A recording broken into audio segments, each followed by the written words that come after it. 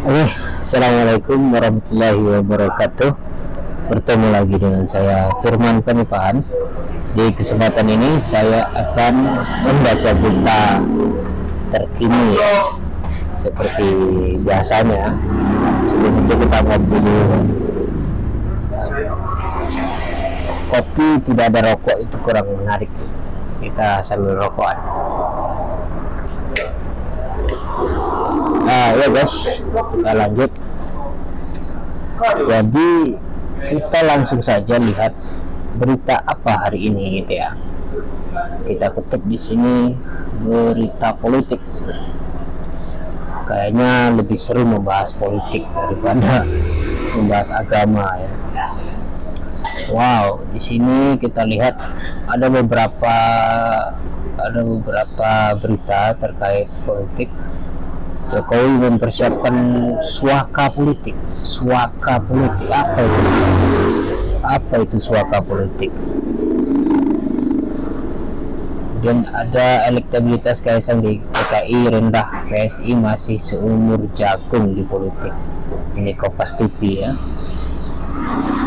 Kita bahas Kaisang atau bahas yang mana ini? Atau kita bahas satu-satu ya. Nanti kita buat videonya satu-satu. Isu politik teknik Raseria tidak didukung penuh oleh ketua DPD. Kita lihat berita yang menarik di sini apa? Sebenarnya semuanya menarik ya.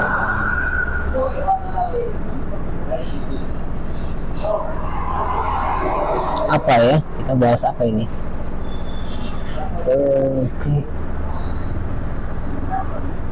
Kita bahas Jokowi aja ya, suaka politik.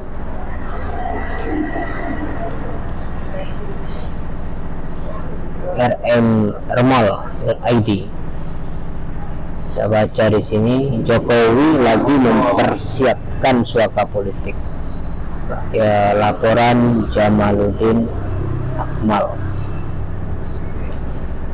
Bukan ingin menunjuk kondisi real ekonomi Indonesia, Jokowi Widodo atau Jokowi dianggap minta suaka politik usai tidak menjabat sebagai Presiden RI.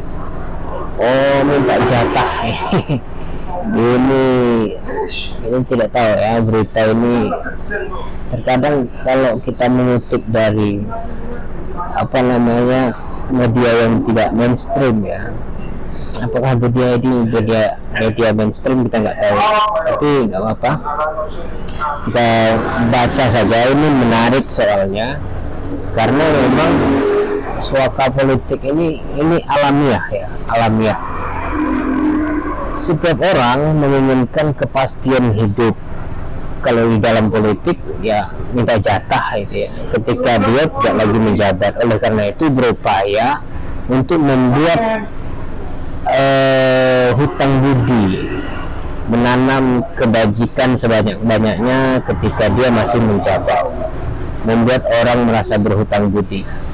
Dan kita rakyat Indonesia sangat ini ya, dengan harga diri ya. Jadi politik kita walaupun kejam sebenarnya, tapi tetap saja ada kebudayaan di dalamnya yang masuk, yaitu salah satunya balas budi itu. Politik balas budi akhirnya. Kita lanjut ya, kita lanjut. Upaya Jokowi tersebut dengan cara memasukkan orang dekat Presiden terpilih periode 2024-2029 Prabowo Subianto ke dalam kabinet. Ini semacam analisis ya. Sebenarnya Prabowo kan sudah masuk di kabinet sejak lama ya. Hal itu disampaikan Direktur Eksekutif Studi Demokrasi Rakyat atau SDR Ari Triwanto menanggapi dilantiknya dua orang dekat Prabowo sebagai wakil menteri, yakni Thomas Jiwandono sebagai wakil menteri keuangan 2 dan Sudaryono wakil menteri pertanian. Mengingat Thomas merupakan ponakan Prabowo sekaligus bendahara umum Partai Gerindra, sedangkan Sudaryono merupakan mantan asisten Prabowo yang kini menjabat sebagai Ketua DPD Partai Gerindra Jawa Tengah. Jokowi memasukkan orang dekat Prabowo bukan untuk menunjukkan kondisi real ekonomi, tetapi lebih kepada minta suaka politik pasca tidak menjabat, kata Hari kepada RMOL di Jakarta Jumat 26 Juli kemarin ya, hari ini sebenarnya, hari ini. Jadi ya itu masuk akal karena upaya-upaya seperti ini sebenarnya politik kekanak-kanakan ya. Kalau kamu ngasih saya sesuatu, saya akan memberi kamu sesuatu pada suatu hari nanti gitu. Ya masuk akal lah, masuk akal. Itu yang disebut politik balas budi. Lanjut dia, Prabowo dan tim sudah mengetahui kondisi real ekonomi Indonesia yang sedang tidak dalam situasi baik-baik saja. Maka dalam pidato Prabowo Subianto ini saya blok ya. Maka dalam pidato Prabowo Subianto secara acara pembekalan kepada calon perwira remaja Capaja TNI Polri 2024 Jumat 12 Juli 2024 mengatakan Undang-Undang Dasar 1945 telah mengungkapkan secara gamblang bahwa tujuan mereka adalah melindungi segenap bangsa Indonesia, baru memajukan kesejahteraan terang hari.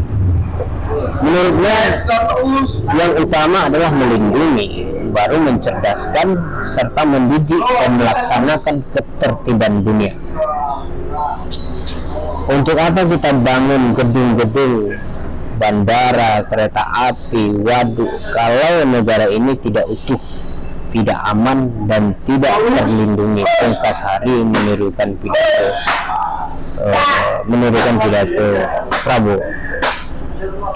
Ini berita singkat, tapi ini isinya daging semua. Jadi memang prioritas ya, skala prioritas sebenarnya dalam undang-undang itu apa sih yang diprioritaskan? Pertama kan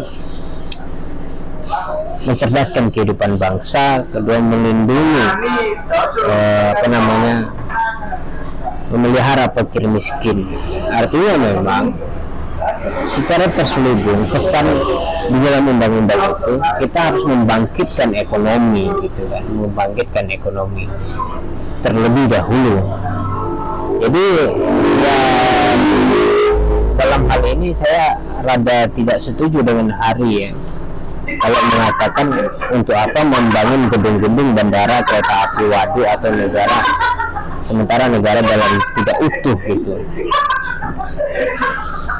Utuh negara itu dilihat secara ini ya,